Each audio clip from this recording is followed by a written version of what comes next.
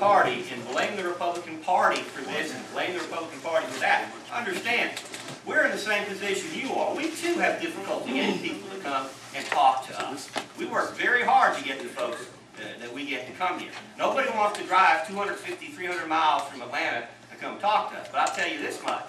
We have got more elected officials to come to this community more often than the Democrat Party in this community did for decades.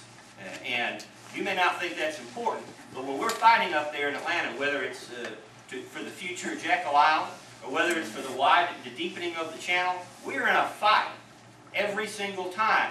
So we try and maintain relations as best we can. Mr. Gough, right now, John McCain in Arizona, yes, is getting ready to run again, 2010. There's another Republican named Chris Simcox, very upset about the open borders that John McCain supported. That turned off a lot of conservatives. Who is my choice? Chris Simcox or John McCain? Simcox. And this is where the Tea Party. This is where the Tea Party's coming. Most people have never heard of Chris Simcox. It's going to be our business to make sure that everybody across this country who's in the Tea Party knows we have a candidate, and his name is Chris Simcox. He's not a professional politician, and he's running against John McCain. Can I say something? Kathy, I couldn't stop you if I wanted to. Richard had something he wanted to say. Richard? You know, William, what you just said, Yes. we all face that. Seldom do my candidates win that I vote for in the primary. But I'll work for them. But when it comes to the general election, and my candidate didn't win, and maybe it's a Saxby Chambliss, but then I look on the other side, the Democrat. Even though I can't stand, let's say, that Saxby Chambliss, he's a whole lot better choice than the other fellow that's not going to vote, say, for the Supreme Court or all kind of things. So the primary, that's what you do in the primary. You go for the one that you want. And we're in agreement with that.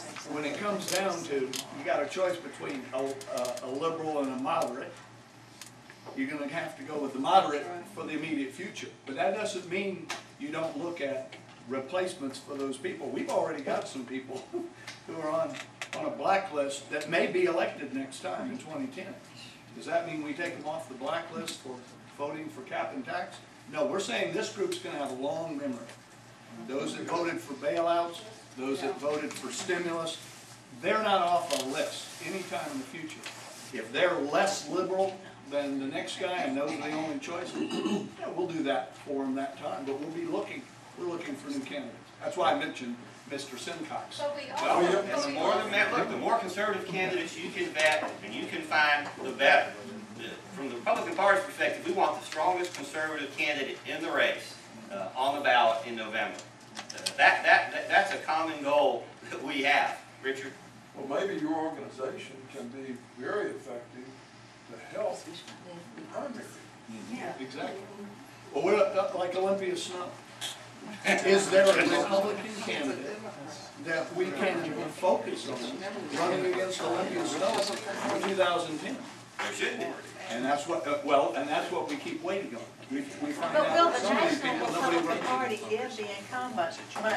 In the Yes. Of course, the Republican National Committee knows what they want to do. Look, I will tell you my experience. I can remember going up to Washington to see our congressman, and he was kind enough to see me, and we chatted for a while in Washington. And I said to myself after that, you know what, it's early in the afternoon, I want to go see the Republican National Committee. Now, I've been giving them money all these years, and they say they do all these great things for us. So I thought I would go see the Republican National Committee. Matter of fact, you know, I made a big donation, and my name's supposed to be on a plaque at the national headquarters. I'm sure some of you have got certificates where you've got similar recognition. And I went up there, and I walked in the door, identified myself as the chairman of the County Republican Party, one of the largest in the state of Georgia, and financially one of the most influential if you follow the campaign contribution. They didn't know who I was. More importantly, they didn't care. Nobody was available to talk to me. I have some materials, some conservative materials I can bring home to our party. And Shaw, you remember, we had this conversation a couple of years ago when it happened. They said, no, we don't have any information. I said, well, is there someone who can talk to me? No, we don't have anything for you.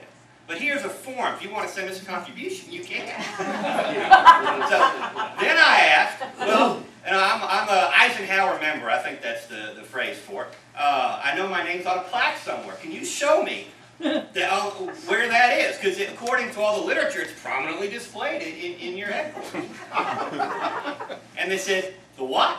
I'm serious. And after about 20 minutes, some guy came down from, you know, his windowless room, and he escorted me to the rear exit of the building. And if you're going out that door that no one uses, there's all these plaques up there, and you know, with bunches of names. But guess what? My name still wasn't there. It's been 2 years.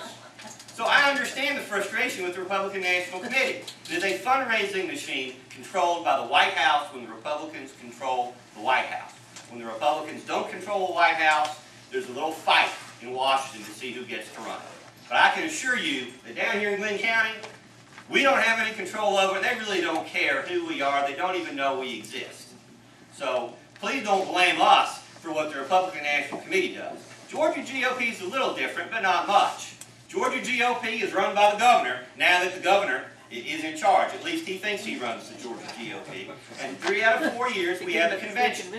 And the governor's people come in and try and take over Georgia GOP. And the county chairs from around the state go up there and fight to keep it for us. And we go through this battle every time we go to convention. So when you talk about the Georgia GOP, understand that Georgia GOP is not necessarily the county GOPs. Because we fight for those, but guess what? The rules are written by Randy Evans. He's a lawyer in Atlanta. No disrespect to lawyers, I'm one of them. But he's a close ally of the governor, and he and his people write the rules, and they tweak them, and they use all the parliamentary procedures to basically disenfranchise the county GOPs and the county chairs. I was a state committee person for 2 years. We had 1 meeting. And we had no business to discuss. I drove all the way to Atlanta, Georgia for a 30-minute meeting to do absolutely nothing. So when they said, would you be state committee chairman, state committee member again, I said, no, Kathy's retired. She can do it. And Kathy's thanked me ever since. So when you talk about the Republican Party, you need to understand that there are all these different entities. And this county GOP is the grassroots arm of the Republican Party, and we constantly have to remind people in Atlanta of that fact, because they're quite eager to forget. Karen? I just want to endorse what you said. I hope people will distinguish between the Glynn County Republican Party and the national and the state. The Glynn County Republican Party welcomed every supporter of every candidate in the Republican primary last year. And that wasn't true in every county and every state. But there were at one time a dozen Republican candidates, and they were all welcome in Glynn County Republican Party. One of the things that